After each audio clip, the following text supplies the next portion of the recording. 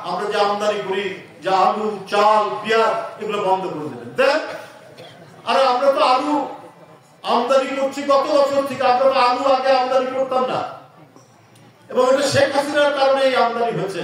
ভারত নির্ভর মানে দেশ করার জন্য উনি এই চেষ্টাটা চালিয়েছে। আমাদের সিজনে 8 টাকা কেজি, 10 টাকা কেজি, বিশেষ করে যেখানে প্রচুর আলু হয়, আমাদের এই নর্থ বেঙ্গল আমরা দেখেছি, এই 4-5 বছর আগেই দেখেছি, সেই আলু কি করে এখন 80 টাকা 70 টাকা কেজি হয়। এটা সত্য হতে তার অবদান।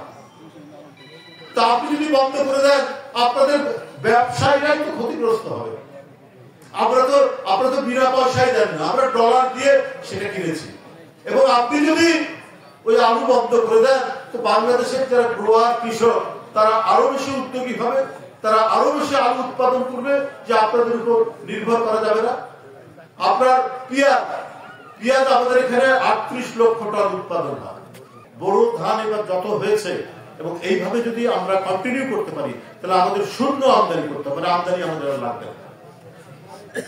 তো ওদের এত অহংকার যে আমরা ওদের কাছ থেকে কিছু জিনিস কিনি বলে ওরা বন্ধ করে দেবে। আরে আপনাকে বিনা পয়সায় দেন নাকি আমাদেরকে? আপনারা ওই ইন্ডিয়াতে গেলে একটা টিস্যু পেপার ছিঁড়ে নেবেন, সেটারও দাম রাখে। এত কৃপণ আপনারা। আমরা তো যারা এর আগে গেছি, আমরা তো দেখেছি আপনারা কি করেন।